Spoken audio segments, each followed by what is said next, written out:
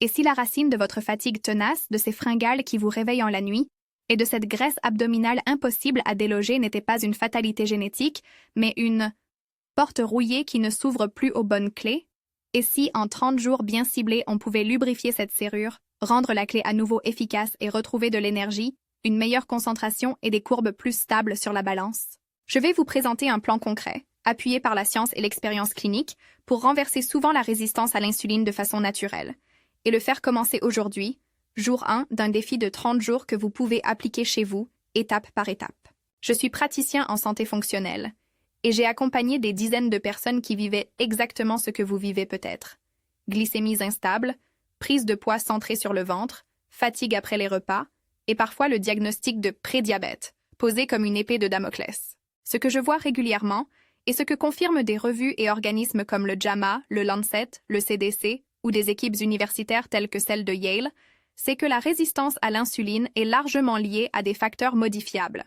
Alimentation, sommeil, activité physique, stress, micronutriments, et que pour beaucoup, une amélioration significative peut survenir en quelques semaines si l'on suit un protocole cohérent et supervisé. Avant d'aller plus loin, si vous voulez le guide étape par étape du défi de 30 jours, une checklist quotidienne, des menus d'exemple et une feuille de suivi simple pour noter vos glycémies et votre bien-être, le lien vers la ressource gratuite est dans la description. Restez avec moi. Ce que je vais détailler peut changer votre trajectoire métabolique. Commençons par la base. L'insuline expliquée simplement. Imaginez que chaque cellule de votre corps a une porte qui s'ouvre quand on insère la bonne clé. Cette clé, c'est l'insuline, une hormone produite par le pancréas. Quand elle rencontre le cadenas au niveau des récepteurs cellulaires, la porte s'ouvre et le glucose dans le sang entre dans la cellule pour être utilisé comme énergie ou stocké. Quand tout fonctionne, les niveaux de sucre dans le sang restent stables. Vous avez de l'énergie et les organes sont protégés. Mais quand ces serrures deviennent sourdes, on parle alors de résistance à l'insuline, la même quantité d'insuline n'ouvre plus la porte aussi efficacement. Le pancréas s'acharne, produit plus d'insuline, et au final, les niveaux d'insuline restent élevés pendant des heures, créant un état d'inflammation chronique, des perturbations hormonales et, à long terme, des risques accrus de diabète de type 2, de maladies cardiovasculaires, de stéatose hépatique et même de certaines atteintes hormonales comme le syndrome des ovaires polykystiques. Cette désensibilisation ressemble à un haut-parleur dont on monte le volume parce qu'on n'entend plus. Au bout d'un moment, l'oreille s'habitue et le signal devient inefficace. Le glucose reste en excès dans le sang, les tissus s'enflamment et un cercle vicieux s'installe. Les symptômes prédiagnostiques sont souvent subtils. Fatigue postprandiale, difficulté de concentration, le fameux brouillard cérébral, envie irrésistible de sucre, soif accrue, miction fréquente, et surtout un stockage de graisse au niveau abdominal qui refuse les régimes classiques. Sur le plan épidémiologique, c'est alarmant et discret à la fois.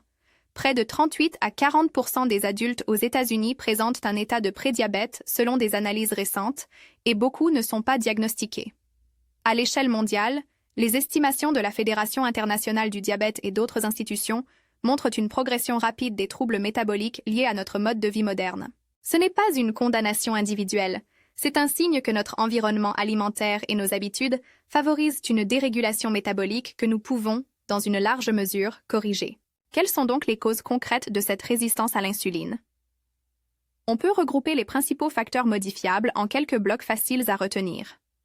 D'abord, l'alimentation ultra-transformée et l'excès de sucre simple et de farine raffinée.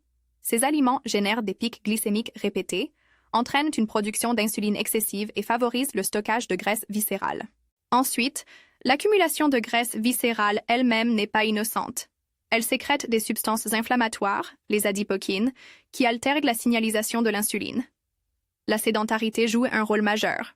Les muscles inactifs n'utilisent pas le glucose efficacement, et l'activation du transporteur GLUT4 par l'exercice est l'un des leviers les plus puissants pour améliorer la sensibilité à l'insuline. Le stress chronique et le mauvais sommeil aggravent la situation en déséquilibrant le cortisol et la régulation hormonale, ce qui favorise la résistance.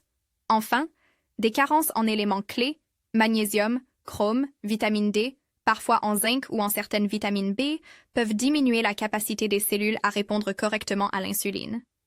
Il y a aussi des composantes génétiques, mais chez la plupart des personnes que je rencontre, ce sont les facteurs de mode de vie qui jouent le rôle principal et réversible. La comparaison internationale aide à comprendre l'impact du régime.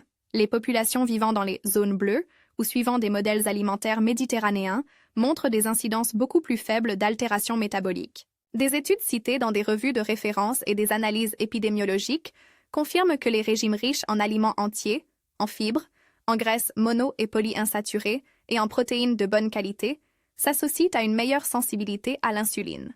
Maintenant, passons au cœur du défi. Que faire concrètement pendant ces 30 jours?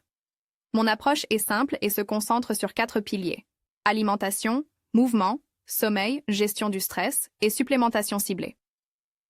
L'objectif n'est pas de créer un régime miracle difficile à tenir, mais d'installer des habitudes puissantes, mesurables et progressives qui, combinées, rétablissent la communication entre l'insuline et ses récepteurs. Sur l'alimentation, voici la philosophie. Protéines à chaque repas, fibres abondantes, glucides principalement non raffinés et répartis intelligemment sur la journée, graisses saines en soutien et disparition quasi totale des aliments ultra transformés pendant la phase initiale du défi. Concrètement, cela signifie commencer la journée par une source solide de protéines: œufs, yaourt grec entier, fromage blanc de qualité, une portion de saumon fumé ou un smoothie protéiné complet, accompagné de fibres, fruits rouges, légumes verts, graines de chia, flocons d'avoine peu transformés si tolérés.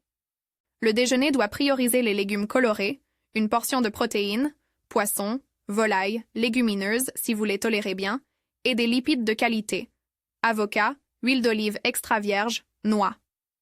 Le dîner sera plus léger en glucides: une portion de légumes, une source de protéines et une petite portion de glucides non raffinés si nécessaire, privilégiant toujours l'équilibre. Il est important aussi de penser au timing des repas.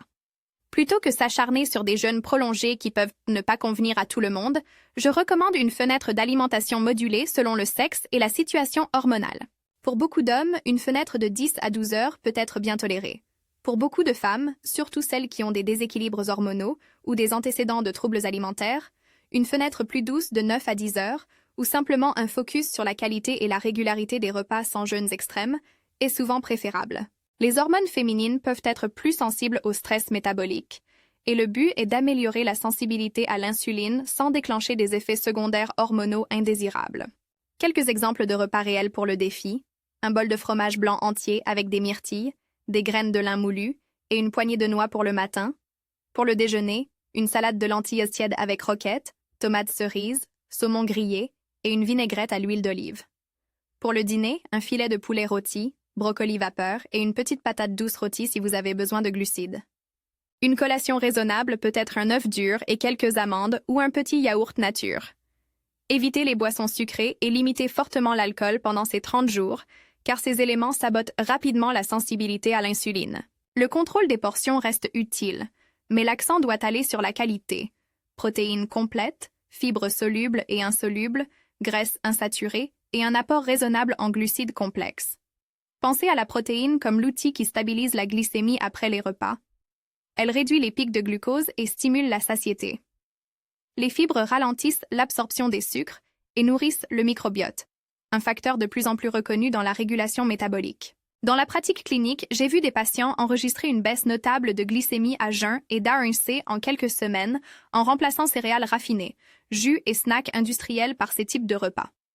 Une patiente de la quarantaine que je suivais a décrit son changement comme suit: en 3 semaines, j'avais moins de craving, ma concentration est revenue et j'ai perdu 1 cm sur le tour de taille sans me priver. Ce type de résultat n'est pas universel, mais il est fréquent quand les autres piliers sont alignés. L'hydratation est souvent sous-estimée. Boire régulièrement de l'eau, ajouter une pincée de sel si vous pratiquez un exercice intense, et limiter les boissons sucrées ou riches en édulcorants artificiels qui peuvent perturber la réponse glucidique via des effets sur le microbiote. Le café peut être toléré, idéalement sans sucre. Certaines personnes supportent un café matinal noir sans problème, d'autres constatent qu'il augmente l'anxiété et le cortisol, auquel cas il vaut mieux le limiter. Parlons maintenant du premier module hebdomadaire de ce défi de 30 jours, la période de mise en route. Semaine 1, l'objectif est d'éliminer les ultra-transformés, stabiliser la glycémie et effectuer des mesures de référence. Le matin du jour 1, notez votre poids, prenez une glycémie à jeun si vous avez un glucomètre, et prenez une photo avant, facultatif, mais motivant pour beaucoup. Pendant cette première semaine, tous les produits industriels, snacks, plats préparés, pain blanc, céréales sucrées, boissons gazeuses, sont retirés. Concentrez-vous sur des protéines à chaque repas, légumes à volonté, bonne graisse, et un fruit à faible indice glycémique si vous en avez besoin. Introduisez une routine du soir simple. Coucher et lever à heures régulières, lumière tamisée 60-90 minutes avant le coucher et réduction des écrans. Ces gestes favorisent un meilleur sommeil, déjà un puissant régulateur métabolique. Semaine 2 et 3. On ajoute le mouvement structuré. 3 séances de renforcement hebdomadaires ciblées sur les grands groupes musculaires, squat, soulevé partiel, tirage, poussée, combinées à 2 séances de cardio modéré ou d'intervalles courts donnent un effet puissant sur la sensibilité à l'insuline. Si vous n'avez pas accès à une salle, des poids libres, des bandes élastiques ou même des variations fonctionnelles avec le poids du corps, fente, pompe, traction assistée, suffisent. L'idée clé, les muscles sont des puits de glucose. Plus ils sont sollicités, plus ils utilisent le glucose circulant et plus la signalisation de l'insuline s'améliore. Je suis conscient que pour beaucoup, intégrer l'exercice crée une barrière en soi, manque de temps, douleur articulaire, peur de la salle. C'est pourquoi le programme prévoit des alternatives pratiques, marche rapide quotidienne de 30-45 minutes, escalier, ou de courtes sessions de 15-20 minutes d'intervalle intense 3 fois par semaine. Même une simple routine comprenant 10 à 15 minutes de mobilité le matin et une marche après le déjeuner peut faire une différence physiologique mesurable. À ce stade, il est crucial de rappeler les limites et la sécurité. Si vous êtes sous traitement hypoglycémiant, si vous avez des pathologies cardiaques ou si vous prenez d'autres médicaments chroniques, parlez-en à votre médecin avant d'augmenter l'activité physique ou d'apporter des modifications alimentaires importantes. Ne stoppez jamais un médicament sans supervision médicale. Les interventions naturelles peuvent réduire progressivement les besoins médicamenteux chez certaines personnes, mais cela doit être fait sous contrôle clinique pour éviter l'hypoglycémie ou d'autres complications. La gestion du stress et du sommeil est le 4e pilier et peut être le plus sous-estimé. Le stress chronique élève le cortisol, soutient une glycémie plus élevée en permanence et altère la réponse de l'insuline. Des pratiques simples et éprouvées, respiration diaphragmatique, 10-15 minutes de méditation guidée par jour, marche consciente, ou même des temps de recueillement et gratitude, réduisent le cortisol et améliorent la récupération. Côté sommeil, visez une fenêtre régulière et suffisante, pour beaucoup 7 à 9 heures de qualité. La régularité des horaires, l'obscurité de la chambre, la température fraîche et l'absence d'écran avant le coucher sont des leviers puissants.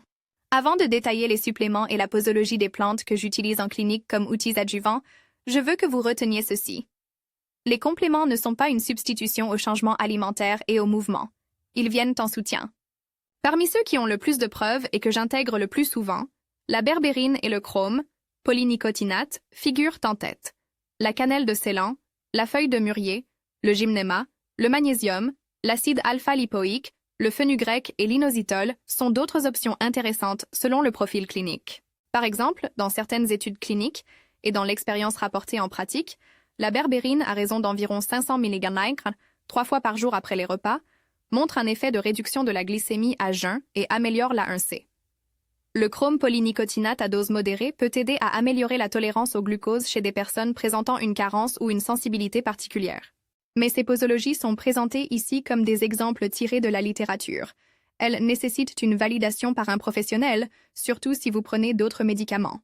L'association de ces compléments avec des hypoglycémiants pharmaceutiques peut entraîner une hypoglycémie si elle n'est pas gérée correctement par une équipe médicale. Permettez-moi d'illustrer tout cela par un cas concret, sans fioriture ni promesse. Clara, enseignante, 49 ans, diagnostiquée prédiabétique avec une A1C à 6,1%. Elle était fatiguée, avait des fringales vespérales et une prise de poids autour du ventre malgré des tentatives répétées de régime. Nous avons mis en place le protocole.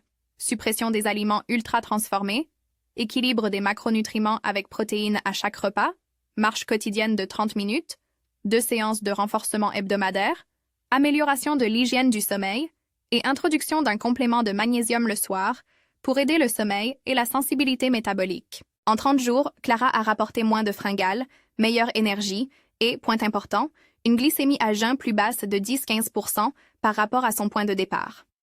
3 mois plus tard, son A1C était clairement meilleur et elle se sentait plus stable. Ce résultat ne garantit rien pour tous, mais il montre la trajectoire que peut prendre une intervention structurée et suivie. À mesure que le défi avance, il faudra mesurer et ajuster. Répéter des glycémies à jeun, refaire un bilan après 1 mois si possible, A1C, profil lipidique, vitamine D, magnésium, et discuter des suppléments à conserver, ajuster ou arrêter. Les études que j'évoque, synthèses et essais publiés dans des revues comme le JAMA ou des analyses menées par des équipes universitaires renommées, montrent que l'alimentation, l'exercice et la perte de poids ont des effets robustes sur la sensibilité à l'insuline. Les plantes et les nutriments apportent un effet supplémentaire, souvent modeste mais utile, surtout quand la base nutritionnelle et l'activité physique sont en place. Nous arrivons maintenant à la partie pratique où l'engagement quotidien fait toute la différence. Le protocole de jour à jour.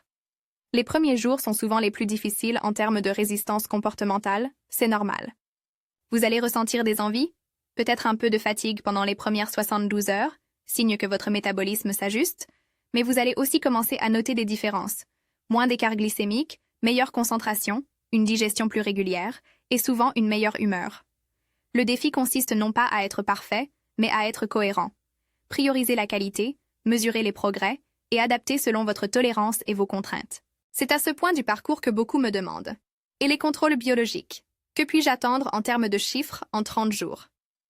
On peut observer une baisse de la glycémie à jeun et une amélioration de la variabilité glycémique dès les premières semaines chez de nombreuses personnes.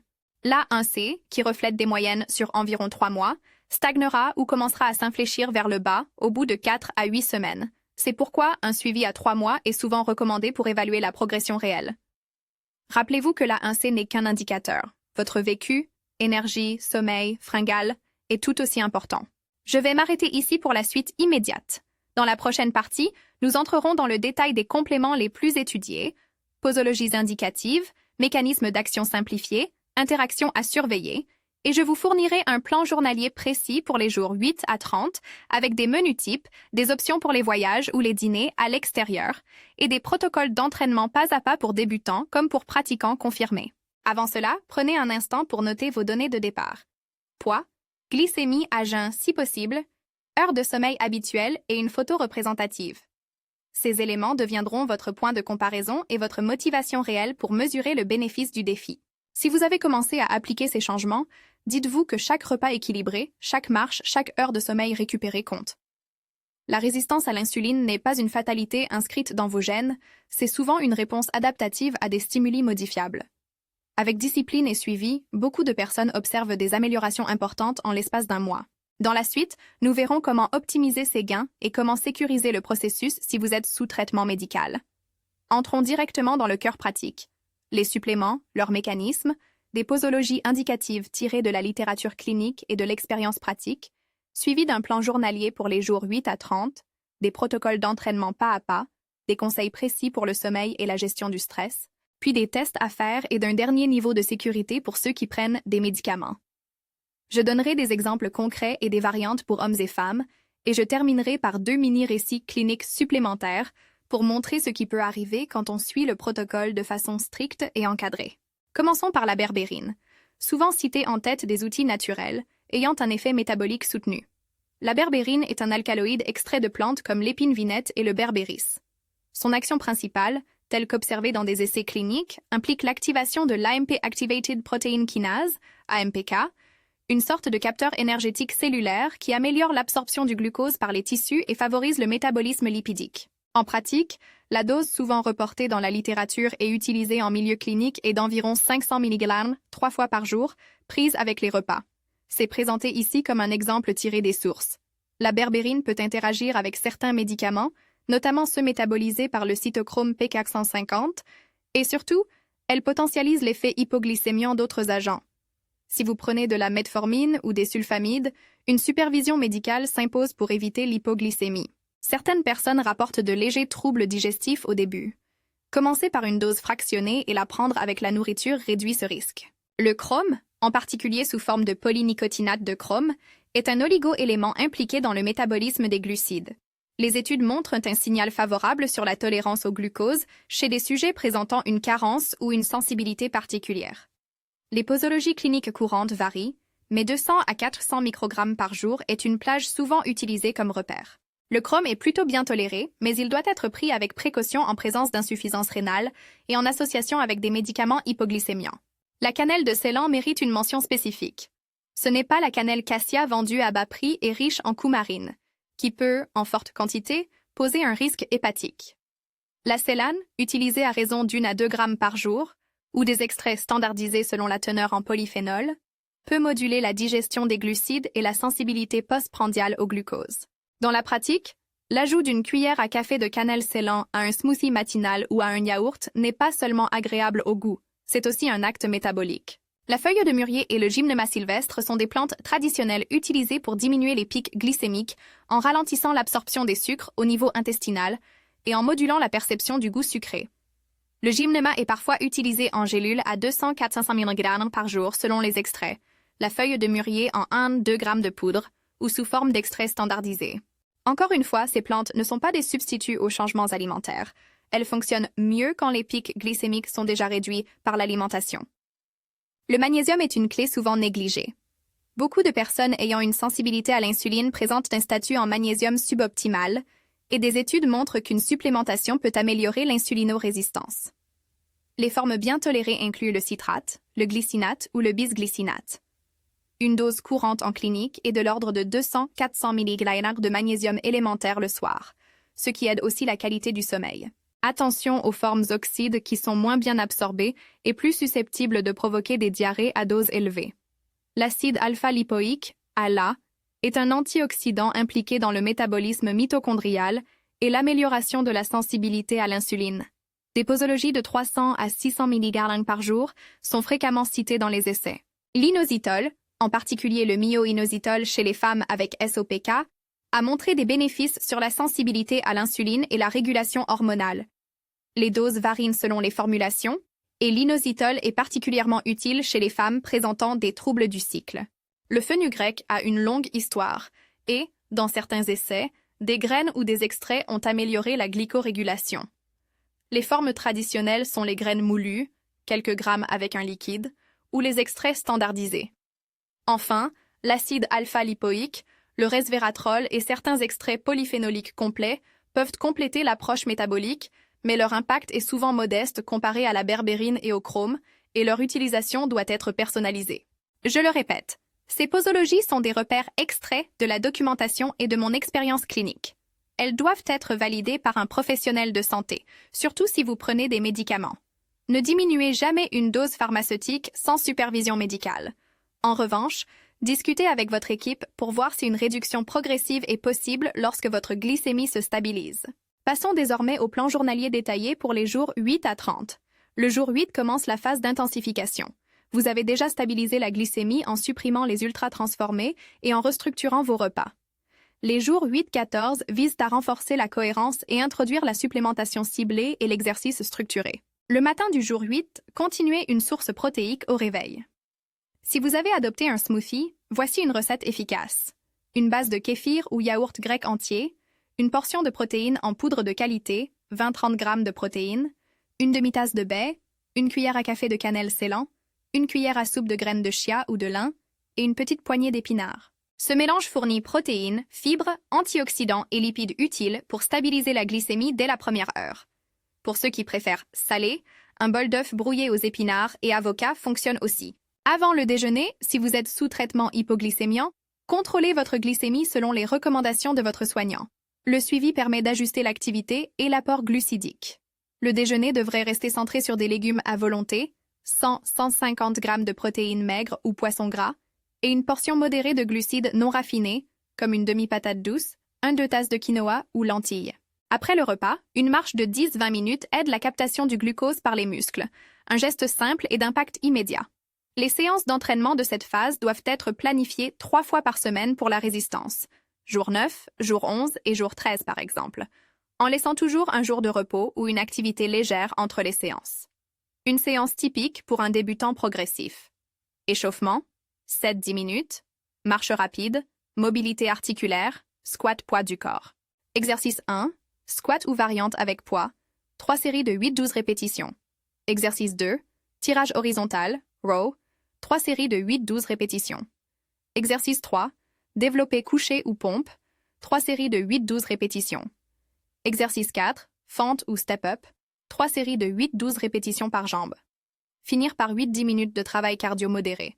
Rameur, vélo ou intervalle marche-course, 30 S intensif, 90s récupération, 6, 8.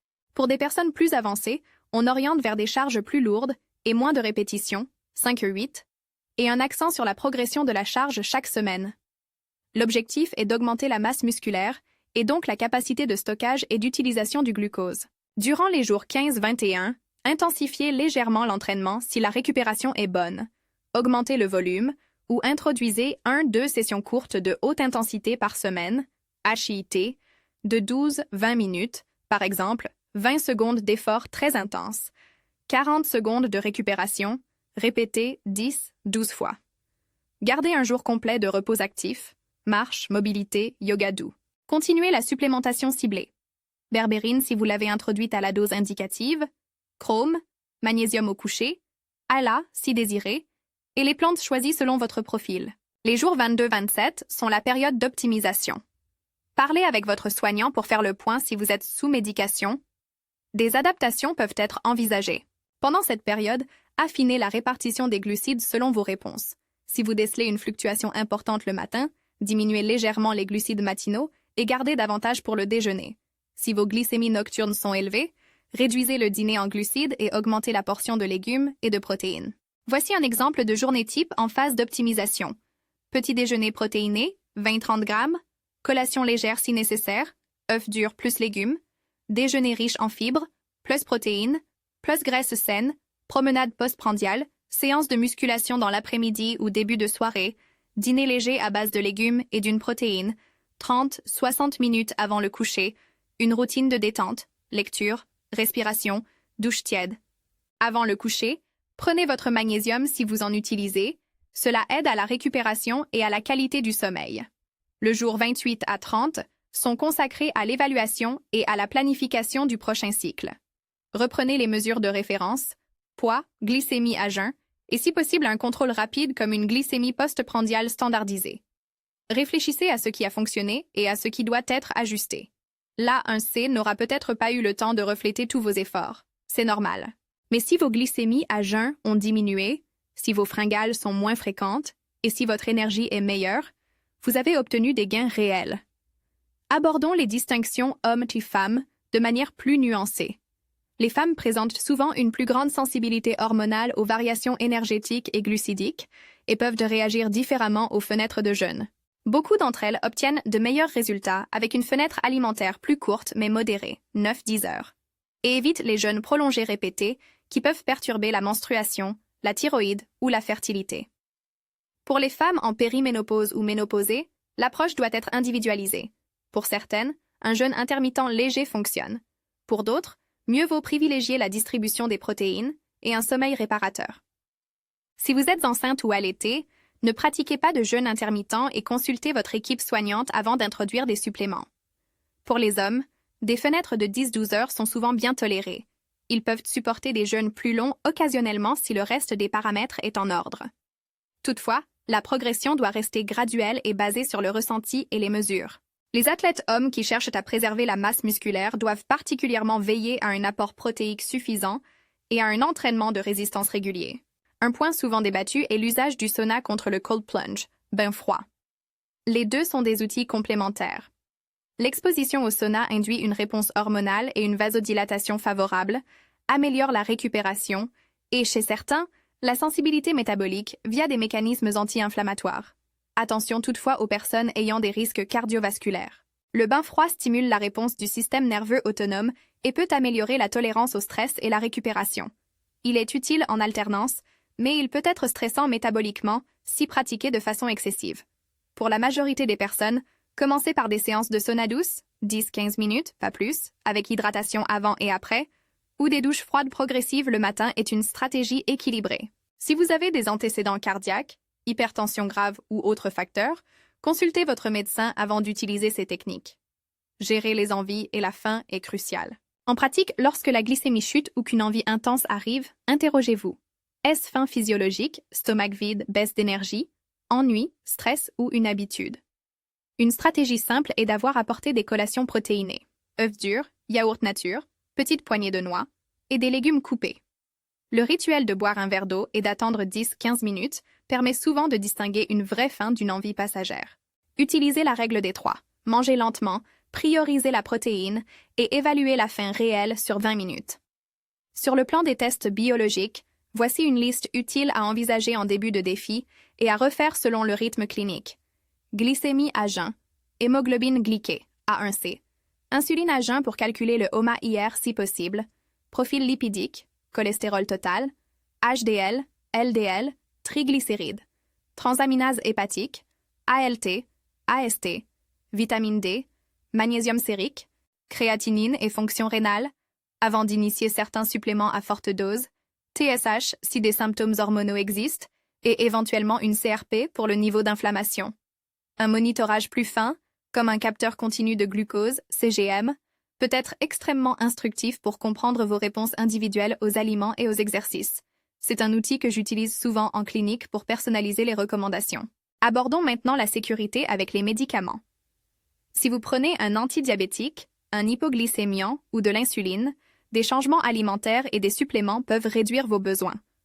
Cela peut être positif, mais cela exige une étroite coordination avec votre prescripteur. Le risque immédiat est l'hypoglycémie. Symptômes typiques, sueur, tremblements, confusion, palpitations, exigent une gestion rapide. Si vous commencez des compléments comme la berbérine en parallèle d'un traitement, informez votre médecin, augmentez la fréquence des contrôles glycémiques et ne changez pas de posologie médicamenteuse seule. Pour les personnes sous anticoagulants, certains compléments, par extra fenugrec, peuvent augmenter le risque de saignement. Une discussion préalable est essentielle. 2 cas supplémentaires illustrent des trajectoires différentes mais instructives. Le premier cas est celui de Marc, professeur d'université de 57 ans, en surpoids depuis des années, A1C à 6,5% et sous metformine. Il était sceptique mais motivé. Nous avons commencé le défi, réorganisation alimentaire stricte, 3 séances de musculation par semaine, marche quotidienne et introduction progressive de berbérine à 500 mg 3 fois par jour après une consultation médicale pour vérifier les interactions possibles. Marc a noté une amélioration de l'endurance et une réduction notable des fringales après 2 semaines. À 8 semaines, il avait perdu 6 kilos, sa glycémie à jeun avait diminué et son A1C avait commencé à s'infléchir vers le bas. Sa metformine a été ajustée à la baisse par son médecin en suivant un protocole de réduction encadré. Ce résultat fut le fruit d'un engagement soutenu, d'un suivi médical et d'un bon ajustement des doses.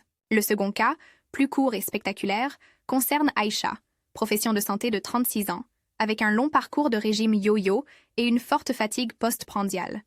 Elle n'était pas sous médicaments, mais présentait des signes de résistance à l'insuline. Après 3 semaines d'alimentation stricte, d'un programme de musculation court et de l'introduction d'un apport régulier en magnésium le soir, elle a rapporté une disparition presque complète des cravings sucrés. À 30 jours, ses mesures de glycémie à jeun avaient baissé et ses niveaux d'énergie étaient restaurés. Dans son cas, l'inositol a été ajouté en raison de signes de SOPK légers, et une amélioration du cycle menstruel a suivi au 3e mois. Ces 2 cas montrent la variabilité, mais aussi la possibilité réelle d'amélioration rapide quand tous les leviers sont activés. Ils soulignent aussi l'importance d'un suivi, prise de sang, ajustement de médicaments et adaptation individuelle.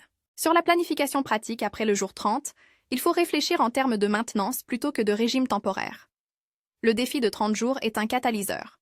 Il change vos habitudes et donne des preuves tangibles à votre corps que d'autres réglages sont possibles. À l'issue de la période, la stratégie recommandée est de conserver la plupart des bons comportements acquis. Protéines à chaque repas, légumes en abondance, activité musculaire régulière, sommeil de qualité, et d'introduire une flexibilité contrôlée, un repas social, une portion de dessert occasionnel, des vacances bien planifiées. Le but est de rendre le mode de vie soutenable sur le long terme, pas d'instaurer une diète punitive. Quelques astuces pratiques pour tenir sur la durée. Planifiez vos repas hebdomadaires, préparez à l'avance des portions de légumes cuits, ayez des snacks protéinés prêts, programmez vos séances de sport dans l'agenda comme des rendez-vous non négociables, et trouvez un partenaire d'engagement, un ami, un collègue ou un groupe en ligne, pour maintenir la motivation.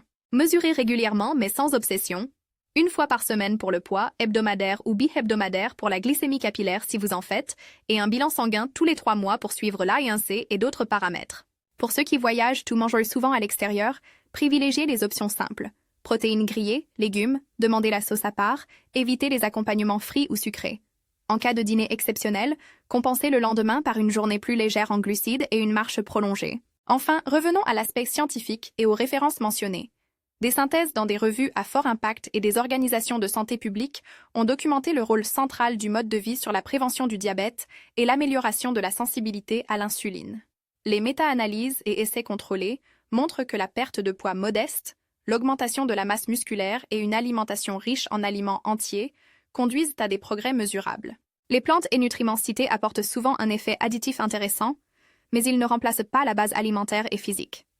Les recommandations ici s'appuient sur des approches dont les preuves sont de qualité variable. Alimentation et exercice possèdent les preuves les plus robustes, tandis que certains compléments ont des essais prometteurs mais encore limités. C'est pourquoi l'individualisation et le suivi médical restent la règle. Pour conclure, ce défi de 30 jours n'est pas une promesse de guérison universelle, ni une solution miraculeuse, mais c'est un protocole structuré, réaliste et reproductible qui, pour beaucoup, déclenche des améliorations importantes de la sensibilité à l'insuline et de la qualité de vie. Si vous avez suivi les étapes, qualité alimentaire, renforcement musculaire, sommeil réparateur, gestion du stress et suppléments ciblés validés par un professionnel, vous avez mis toutes les chances de votre côté pour observer des gains en 30 jours et pour consolider ces gains ensuite. Si vous souhaitez aller plus loin avec des outils concrets, checklist quotidienne, menu détaillé, feuille de suivi glycémique et un plan d'entraînement téléchargeable, la ressource gratuite est disponible via le lien en description. Utilisez-la comme guide pratique pour structurer votre propre défi et, si nécessaire, partagez les résultats avec votre équipe de soins pour un accompagnement sécurisé et personnalisé. Prenez soin de vous, engagez-vous avec constance et souvenez-vous, la variabilité individuelle existe, mais le changement est possible et souvent plus rapide que vous ne l'imaginez quand on actionne tous les leviers ensemble.